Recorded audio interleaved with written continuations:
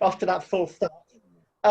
So hi everyone, welcome to the Staying In. It's fab to have so many of you here today to find out about some accessible technology. So just a quick reminder to let you know that we have Heather here who's doing the live captions. Hello Heather. And we also have two British Sign Language interpreters, Kate and Holly. Kate is going to kick us off, so if anybody wants to have the interpreter, it would be good now for them to spotlight Kate. So to do this, you just need to click on the three dots in the top right hand corner of the person you want to spotlight. If you could keep yourselves muted during the presentations, that would be great. This session is being recorded. I believe it's only being audio recorded on this occasion, and it will go up on the Staying In website. Obviously, most of you I think have been here before, so you know by now, it's totally up to you whether you want to have your camera off or on. The plan for this session is that there will be time at the end for questions. Obviously that would be time dependent. Just for this session alone, we're asking if rather than sending messages in the chat box to everybody, if you could send them just to the Staying In. It just makes things a bit easier for screen reader users, a bit less distracting, as I found out at the beginning. You can do that by when you open the chat box, you can just choose who you want to send the message to. And if you just choose the Staying In, then Ginny will go through those questions at the end. So today, Justin and I... Can I just interrupt? Can I get people who are not displaying things to turn their cameras off? Because it's easier to sort of then lip read and look at the interpreters at the same time for me. If you don't mind, I'll just stop my video. Great. Okay, so there we go, someone's just joined. I was just holding off then to let them in. So today, Justin and I are going to talk a little bit about some of the accessible technology that enables blind and visually impaired people to use computers, smartphones, tablets, and the like. I'll be primarily talking about screen readers before Justin gives us a live demonstration of how screen readers actually work. Just to warn you, you might notice a regular rattling sound as I speak. That's my fingers moving across my refreshable braille display as I talk to you. I will talk briefly at the end about what a refreshable braille display is for anyone who doesn't know. So just to introduce myself, my name is Stephen, and I was born with a rare genetic condition called Norrie disease. And this is a condition that causes blindness or severe visual impairment from birth, and in addition can cause progressive hearing loss for many. I was born completely blind, and as I grew older, my hearing deteriorated to the extent that I became eligible for cochlear implants, which I received in 2013, 2014. So a bit of a disclaimer here, I'm by no means a technology expert, but I'd say that I'm an advocate for the life-changing power technology can have. So what are screen readers? Well, essentially a screen reader does what it says on the tin. It's a piece of software that allows someone to access and interact with digital content, either through a speech synthesizer or a braille display. Screen readers are available for computers, smartphones, and tablets, meaning that it is possible for somebody with no or extremely limited vision to use a touch screen. A screen reader reads aloud or converts into braille if you're connected to a braille display what is on the screen, and users can adjust things like the speed of the voice, the amount of information being read out, and you can even change the voice to best meet your particular needs. There are all sorts of voices, languages, and accents available. To get the best out of screen readers, users learn a variety of shortcut keys or gestures if using a touch screen to enable them to move around and interact with the information being displayed. For example, jumping through a list of links on a web page or navigating to particular points in a document. So there are many factors that will determine the type of screen reader that a person might use. One is the type of computer or smart device you are using. It could also be what you need the screen reader to do for you, but also cost can be a factor. So many devices these days do have screen readers built into them. So for example, VoiceOver on Apple Mac computers and Apple smart devices, and Narrator on Windows computers.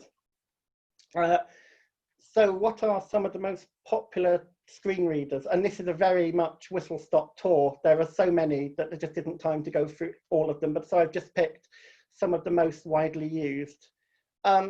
If you attended the Staying In quiz last week, you will have heard the first screen reader.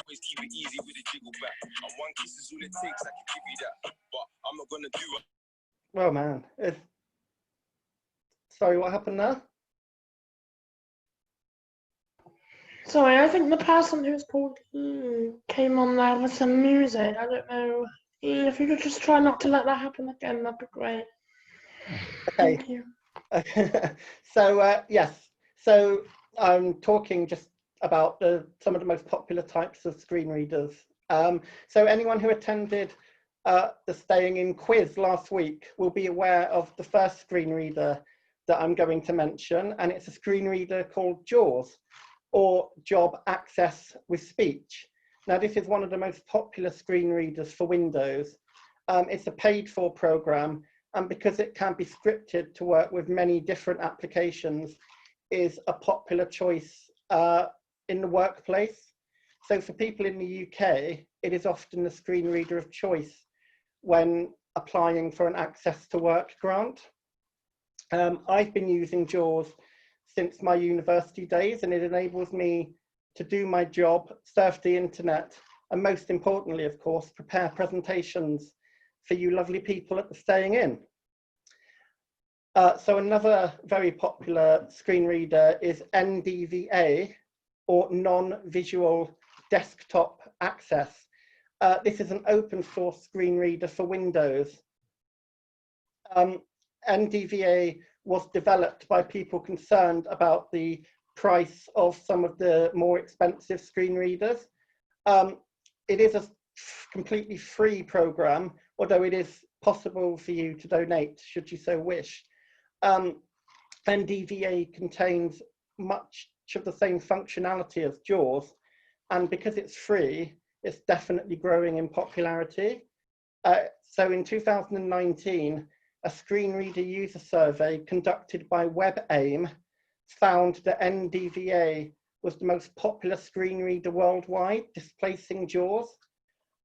Lastly, for Windows, just a quick word on the inbuilt screen reader Narrator.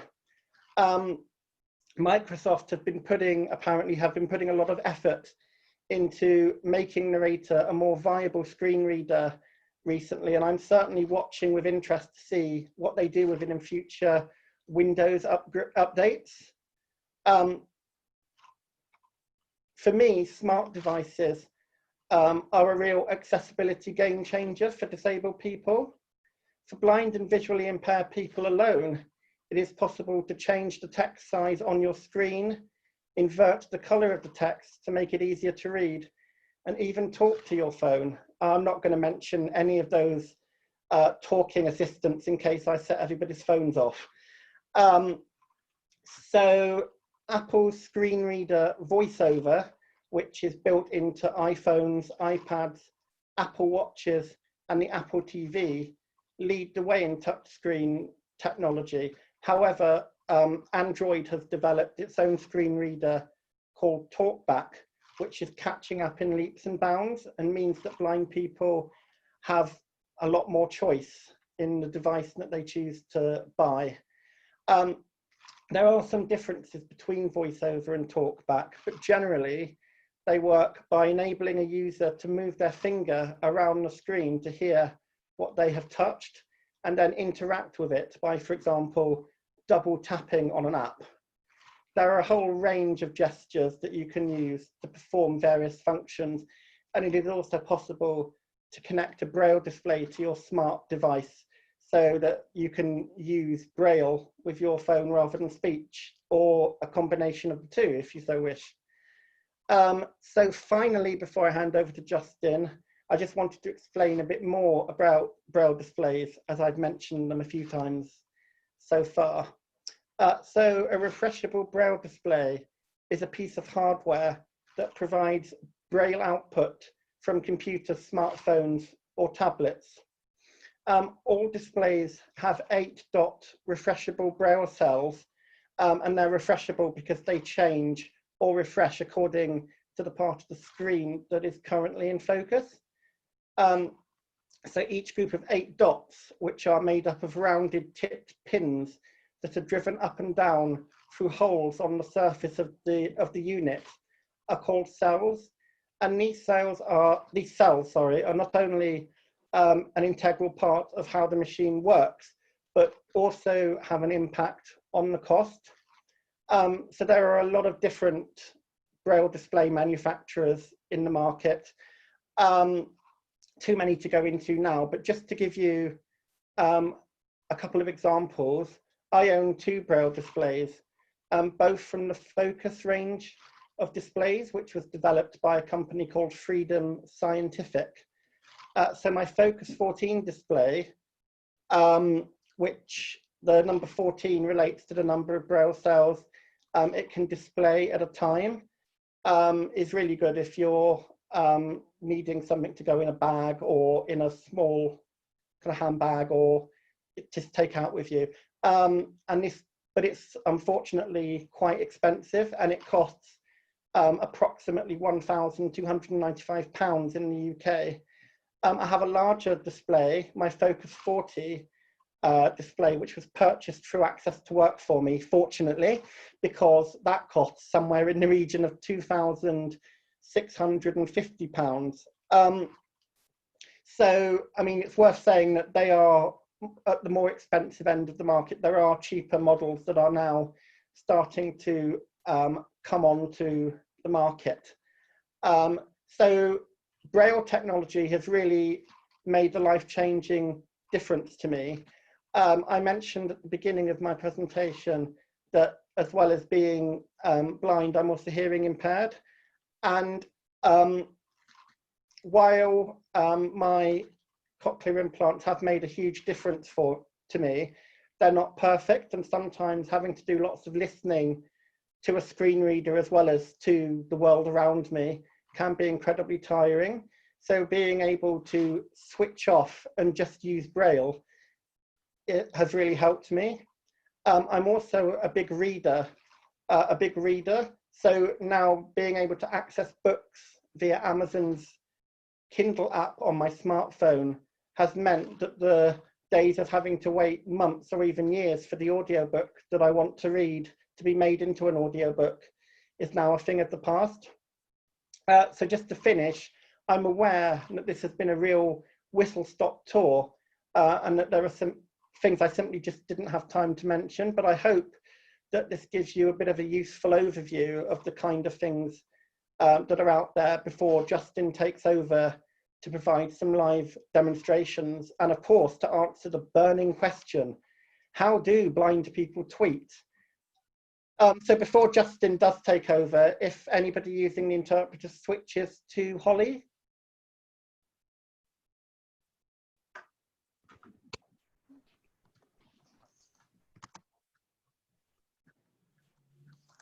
We've switched over. Okay, excellent. Again, as Stephen introduced me, I'm Justin Yarborough. I'm a good friend of Amy's. I've done writing about assistive technology on her blog, Cane Adventures. In my day job, I work as a digital accessibility specialist for a community college here in Phoenix, Arizona, where I live, which basically mostly translates to they actually pay me to play with screen readers all day. Most of my work involves going through our course materials for our online courses, which is most of what my institution offers, and making sure that things work well with a screen reader, meet accessibility guidelines. I'll do some work on checking other accessibility related things, maybe for other disabilities as I can.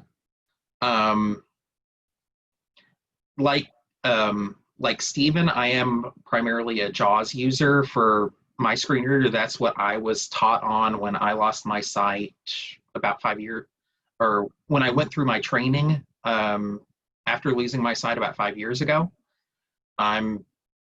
It's the screen reader I'm most comfortable with. I am starting to learn NVDA, which he mentioned. And it does, as he said, kind of, for website viewing at least, it usually does work pretty close to what like JAWS does. Anyway, let's get to the demo. Give me just a second. I will start screen sharing.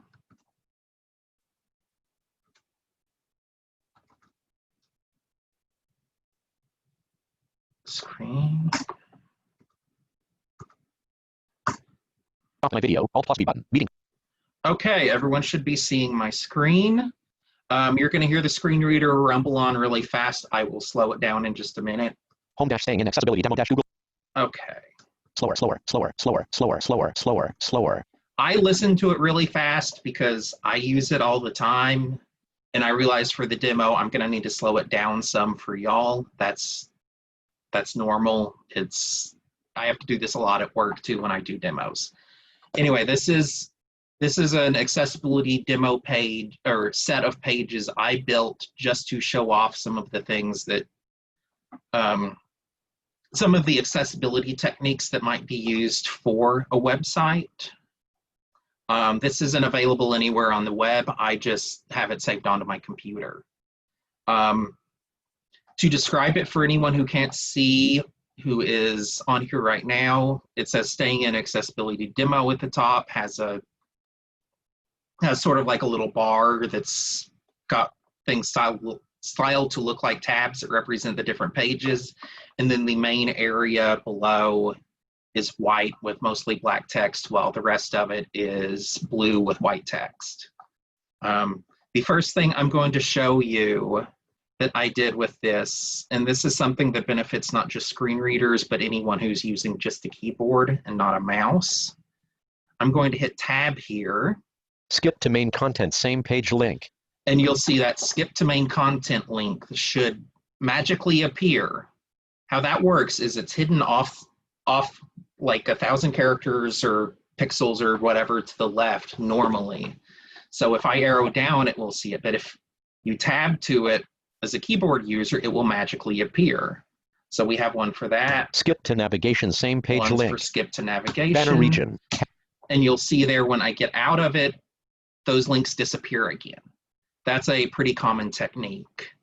And that skip to main content, which I'll show you here what that does. Skip to main content, same. When I enter D main region. Oh, main region. Page has 5 regions. When I hit that, it just takes me into that main region on the page. Blank. Through the next few pages, blank. Heading level 1, welcome to Justin's accessibility demo. And what I'm doing here is I'm just arrowing through the different pages. I'll go ahead and show you something I did with those tabs on the top here. Home dash staying. I'm going to just jump back up to the top first. Heading level 1, header navigation region. And then I just skip to the area that's got the header links that's tagged as a navigation region. List of 5 items. It's set up to appear to a screen reader as a list. Visited current page link home. Visited link forms. Visited link images. Visited link forms. And you'll see it identifies those each as links, and how I have it set up with the coding. The one it's currently on, which is the home, not only visually looks different to indicate that it's a home page, it also has a little tag on it that will tell the screen reader it's the current page. I'm going to go ahead and first jump to the forms one because it addresses the Enter. Forms.html. Because the forms one addresses how you would actually go about tweeting and just interacting with a form with a screen reader. Main reach heading level 1 forms. And big things with forms on making them screen reader accessible is labeling all your fields. While you build a website, normally it will have maybe just text next to it. The trick to make it work with the screen reader is to, in the code for the page, associate that label text with the field. When you do that, this is something you'll be able to see if it does, if a site does this really easily, if you're a mouse user. If you're a mouse user and they're properly associated, you should be able to just click on the text for the label, and it should put your cursor in the field. Where, like, for example, I'll go take us to Star first name colon edit. the first name Star first name option here on this form that I just made up just to be as an example. required invalid entry edit. It's going to say it's required. It says invalid entry because I haven't put anything in it yet. Space. Main region. Your name group. Star first name colon edit required invalid entry. Type. And so I'll put in Justin. Type in Justin. Star last name colon edit required invalid entry. Type in text. For this, I'll put in Yarbrough, which is my last name. Contact info group. Email address colon edit. Only provide this information if you would like to be contacted. Type in text. And for this one, all I'll do is I'll actually go back up Virtual here real PC. quick, exit out of the forms mode. I group all these items in these fields are grouped into different areas, sort of in reference to which ones are important. Visually, there's a note under this contact info page that says that you only have to provide the information if that's how you want to be contacted. What I did Email with edit. these fields, Phone number colon edit. Email address edit. when you activate into one of the fields, Space. it will Phone number colon edit. Only provide this information if you would like to be contacted. in that I put a thing where it would read that note that you only need to put that information in as part of when it identifies the field as well as the label. So Email address for colon email, we'll go with JUSTIN period YARBOUGH at ROSALADO period EDU. that's my work email address, Justin Yarbrough at riosalato.edu, which is the college I work for. Virtual PC phone number colon edit. I'll leave the phone number one blank. Your feedback group. Enter your feedback here colon edit. And Type this in is text. if you just a multi-line field, you'd be able to type in anything. Like if you were going to tweet, this would be where you type in the body of the tweet. You know, BLAH. we'll just type in blah, blah, blah there as an example. Then I'll move down to the next section, which... To change the selection, press up or down arrow. If you would like us to contact you, how would you prefer we do so? Group. Email radio button not checked required invalid entry. Phone radio button checked required. 2 of 3. To change the selection, press up or... These are the radio buttons I was talking about where, it gives you multiple options. I don't need to be contacted radio button check required. 3 of 3. To change the selection. And I'll just choose the I don't need to be contacted here. Would you like to sign up for our email newsletter group? Yes. Sign me up checkbox not checked. And that's to check, just a press check. spacebar.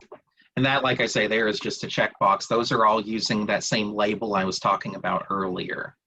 And then once I've got this form filled out, if I were to submit it, I just hit the group end. Submit button. The submit button, which is identified there at the bottom. And your form would go off into the internet wherever it goes. Even just sending a tweet would work under the same basic premise as this. So I'm not going to actually submit the form here because it's not really set to do anything. It's just set to be as an example. What I'm going to do, I'm going to bounce back Forms up here. I'm going to take us next to images. And Visited blank. Same page link. Skip to navigate. Heading level 1 staying inaccessible. Header navigation reach. List of visited current page. Visited link images. Enter. Images.html. Okay, and this is moving to the images page. I'm going to jump us here. Wrapping to top. Main region. Jump us into the main region. There are basically for images on the internet. There are 3 types here. First, you're going to talk about, let's see, I'm going to just jump through this by heading. Images heading level 1. Decorative images heading level 2. The first option here is your decorative images, which a decorative image is really something that maybe you don't need the screen reader to identify. A lot of times these are maybe images that are described in adjacent content in a page, or it doesn't really matter, it's just there to look pretty. I prefer to see those pictures described really briefly myself, but that's in the accessibility field, that's an area you see a lot of debate back and forth on, and people are passionate either way. I just lean toward giving people more information than less. That's why I say describe it if you can. Blank. A decorative image is generally blank blank. There is some debate in the access blank. I kind of noted all this. Now what you'll see here, there is an image I put here of, it's just a picture of fish and chips that my wife took from one of our trips. And Heading level 3 example : fish and chips. Blank. Let's pretend this paragraph describes what fish and chips are and how they're presented. Yada yada yada. Yeah, and yeah, like I said, we'll just pretend that that image there Blank. was, Heading level 2. you know, describing what fish and chips look like. In that case, what I did with that image, it has an alt tag, but it has nothing in it. And when a screen reader sees that, it will basically just act like the image doesn't exist. So I'd never even know it's there. That's just, like I say, in the example I set up for this. Now we'll go to Blank. Functional images serve as a functional image. This would be sort of an image that serves as like a link or a button to submit a form. And for those, instead of describing it, you want it to tell you, what does the link do? And I'm going to show a couple different techniques on this in the example.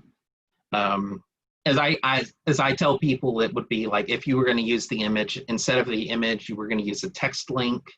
You put the text you'd want in that text link to be the image.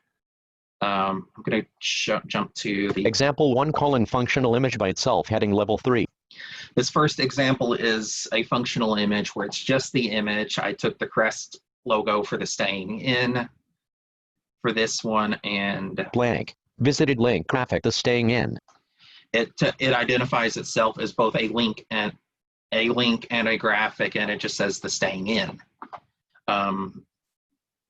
For a second example, because it blank. Heading level blank. Visited link. The second example, I used the same trick with the decorative image and didn't put an alt tag on that image because I also associated the text, the staying in right below it, as part of the same link.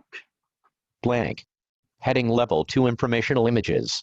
And then your last type is really your informational images. That's your, image you're going to want to describe and tell people what it is. And there's a lot of tricks to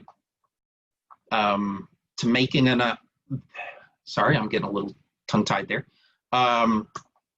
To writing alt text. Generally, my rules are just simply describe what's important on the image. Keep it simple. You don't have to describe every single thing in it. Just tell us what the basics are. Keep it short. And generally, I recommend against using verbiage like you'll see on a lot of places where you say like image of or graphic shows, because as you'll see here, the screen reader identifies it as a graphic. So including that information in the alt text is just redundant. I'm going to go ahead and hit a key, and it's going to jump me straight to the image I have here. Example: image with a description. Heading level 3. Nope, I hit the heading key. I hit the wrong one. Sorry about that. Fish and chips in a basket. Graphic. So as you see, that one I just alt tagged as fish and chips in a basket, and it just says fish and chips in a basket, identifies it as a graphic. Let's see, so yeah, I did that one there. Main region end. Footer navigation region. Next, I List will of move visited to linked home. Visited link form. Visited current page link. Visited link page structure. Enter. Structure.html. We'll look at some of the items on page structure. As you would have heard there, that identified in that area with the tabs at the bottom, it identified as a navigation region. That's something we'll come to in this section. Headings heading level 2. The first thing I do want to address on these is headings. As you'll see these visually, I have these headings designated to show as larger text in a different color. They're blue instead of black on that white background. And a screen reader user can use these headings through keyboard shortcuts to navigate through. As you would have seen on the heading here, when it announced it as level 2. There's a heading structure from levels 1 through 6. Usually what you do is your setup, your level 1 is like your main heading that covers everything on the page. And you're going to use those levels 2 through 6 below it to kind of form, the best way I can describe it is like an outline of all the different content on the page. Then you'd use like the H key or Shift H to jump around, H forward, Shift H to jump to the last one. Or you have what I will show you here. I'm going to hit the Insert Heading F6. list dialog. Headings list view. Staying in accessibility demo colon. That gives you, this is a keyboard shortcut that for a screen reader user will give you a list of all the different headings on the page. It'll tell you like the page that's level. I have on this, I have the staying in accessibility demo tag at the top as 1 at level 1, and then the page structure (1), 2 then of the main, 17. And then the main heading is also as a level 1. That's okay. Sometimes you'll see multiple level 1s. It's not that big a deal to me. But as you go, headings (2), 3 of 17. How headings should work (3), 4 of 17. How headings help screen reader users (3), 5 of 7. Lists (2), 6. How headings help screen reader users (3). Lists (2), 6 of 7. And as you can see there, it identifies like each heading on the page in the order they appear in the code for the page, and then the level. And when you're going through this list, you can do, I'll go up to the top. If you know you're looking for a certain page heading on the page, you can just hit the first letter. H. Headings (2), 3 of H. How headings should. And it'll navigate you through everything with that first letter. And when you. How headings help. Lists (2). Since we're going to cover lists next, I'll just hit enter here. Enter. Heading level 2 lists. And it jumps me to that point on the page. And this whole list thing I set up as a list, just to give an example. Blank. A properly formatted list can provide the following benefit. Oh, and my screen reader started going fast again. I'll Slower. slow that down for y'all. List of 5 items. As you see, first, when you hit a list, it's going to identify itself as a list, tell you how many items are in it. Bullet: when screen readers encounter a list, they will.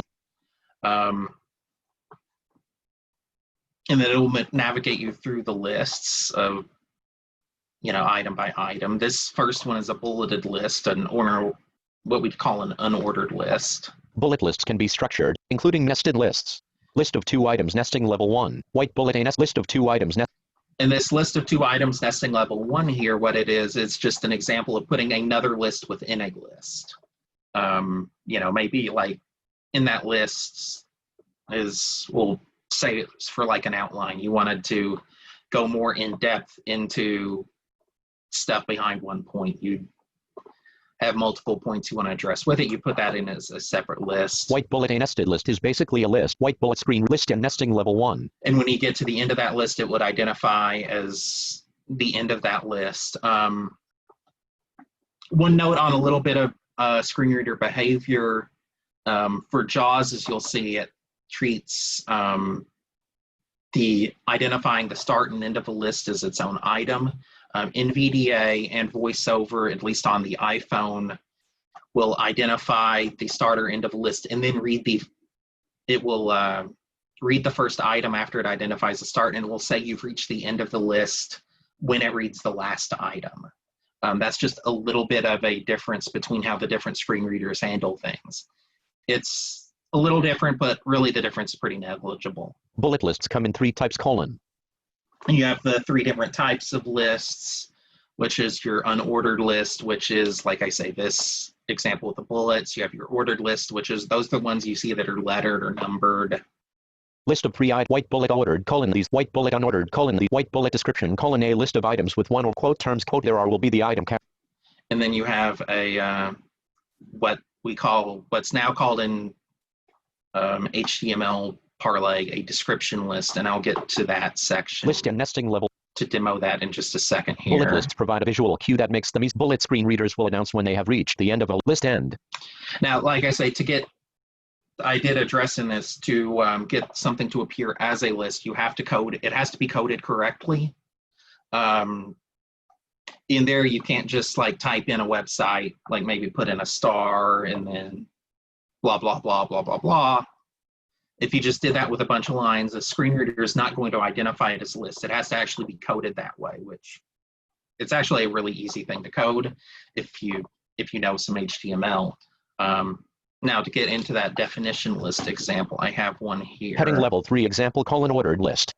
Example: description list heading level 3. Here's the example for that. Definition list of 2 items.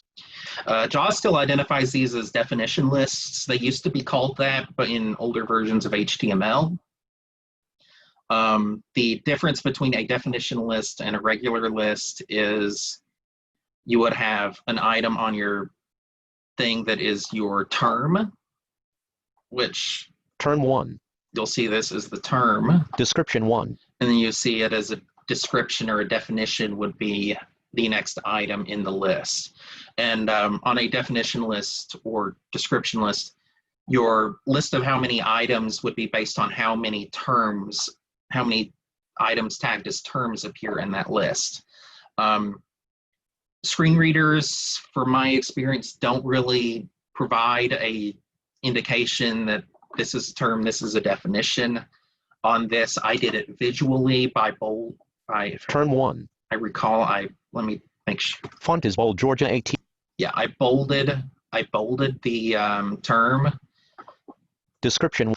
And have the description appearing offset a little bit just to provide a visual cue. Like I said, screen readers I really don't like how screen readers handle these. I avoid them. But I just want to throw that in as an example, and we'll move, let's see. Page regions heading level 2. Okay, page regions. This is the thing I was talking about here earlier like I have the navigation regions at the top and bottom. I have 5 navigation regions, I believe, set on this page. I have a header, which is that section that says staying in accessibility to demo, and has those navigation links in the bottom, which that navigation link section is within the header area on the page. After those navigation links, I move into the main area, which is that white area you'd see here if you're looking at the page. And at the bottom, it moves into a footer region, which has another set of those navigation links and just a little copyright notice at the bottom that I just put in there as an example. When you're using a screen reader like JAWS, it won't identify all the regions, and normally will just identify any navigation regions and your main region. You can have page structure. On websites, you can have multiple navigation regions. Unless you put like a name label in the coding for the navigation region, they'll just be identified as a navigation region. Heading level 1 staying in accessibility demo, banner. JAWS identifies the banner, that header region there as banner. Header navigation region. This is navigation, the header navigation region. It's set up as a navigation region and it's named header. So when JAWS sees it, it just reads header navigation. And I'll show you on the main region. That's your main region. You should only ever have one of those a page, and that's just what your main content that's, on on everyone's page would be in that area. Footer navigation region. And on this here, like you say, you run into footer navigation region, which it's just another navigation region. That one's just labeled footer instead of header. List of 5 items. And it's basically just the same setup as that header navigation region. I think it even just copies over the same code. Sorry, I need a swig there. Example colon link. And Page structure data. I'll just show that Skip to main content, same page. skip to main content link we talked about earlier, how I have that set up. Enter. Main region. Main region. But Page that- has 5 read. What that does is it will move the screen reader to that main region on the page when you select that skip to main content. If you were to select that skip to navigation, it's going to take you to that header navigation area. And then, let's see, I'm going to go ahead and Heading list dialog. Headings. let's see where we get to next. Example. Navigation colon. Main colon 3. Other links colon 3. Other considerations colon 2. 12. Links colon 3. Enter. Heading level 3 links. Okay, links. This is, we talked a little bit earlier about links just to regular images, or that are part of images, and we'll just address text links here. My recommend.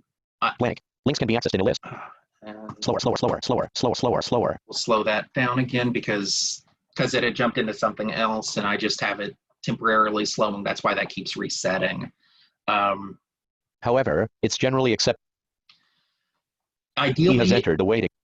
Ideally, any link you put in the text is the text of the link should give you an idea what the link goes to, because like I showed earlier with the headings, you can pull up a list and do that, and that will give you the link, the link text of all the links. Now, in the Web Content Accessibility Guidelines, which govern how you basically determine if a page is accessible, it is considered acceptable in most cases for a link text to be understood what it links to, also considering the context of content around it. So in a case like that, an actual link that says to go to the home page, click here, where just click here would be the link, would actually in that case be considered acceptable.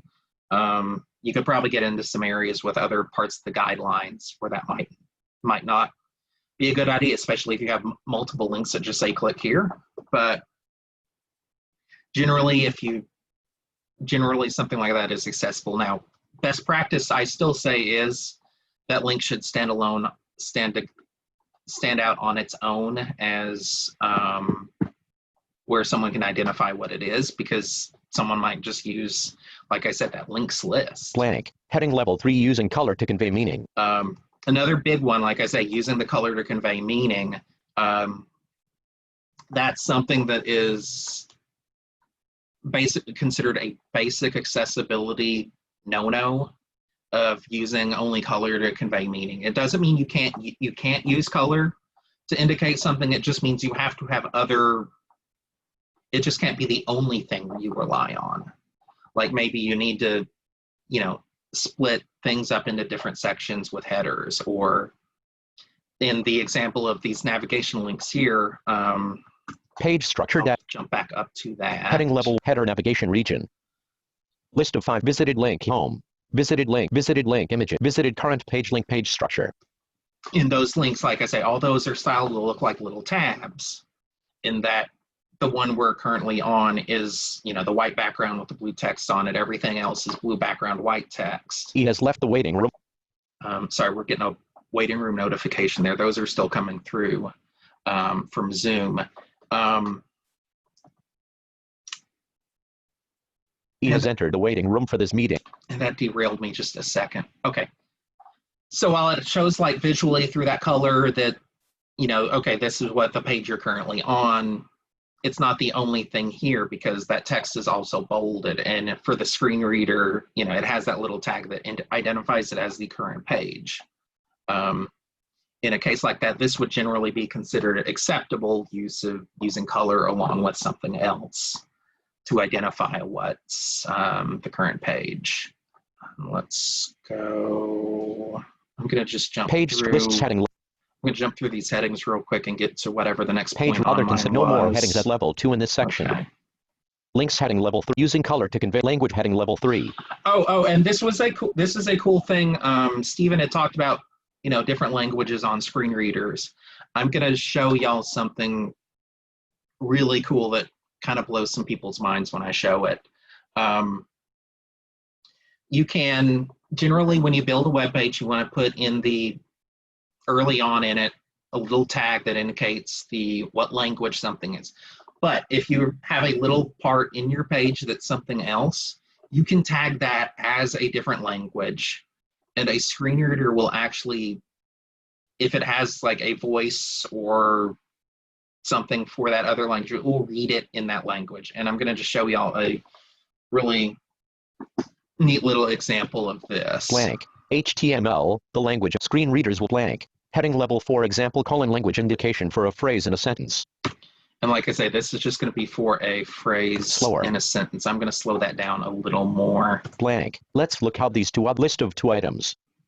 And the first one I believe here is showing with this in English without a language tag, so it will read as English. He asked for pico de gallo in his burrito.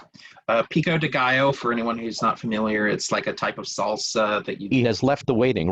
that you get on burritos. It's like tomatoes, onions, peppers. It's a little bit of mix of everything, mix of a few different things, and it's something I really like. But I live in the desert Southwest, and He has entered the and there's a lot of Mexican food around here. I'll show you the second example. It's the same, but I put the language tag, and you're going to see here how it's going to jump to a different voice and pronounce it differently.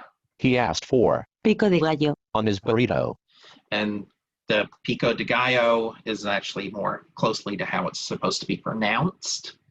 And the only thing I did with that is, if I remember, I put that in a tag that italicized pico de gallo, and it just also has a little attribute on it where it says lang equals ES, which is the 2-letter code for Spanish. List end. Main region end. And 11:21 a.m. Oh, you're getting close on time. Footer I'm going to navigation jump region. through this table thing here real Wrapping quick. to top. Heading level 1 head list visited link home visited link visited link tables. Enter tables.html. We'll get to this real quick. I'm just going to show basic like how using headers on a table work. Table with 2 columns and 5 rows. Selected state.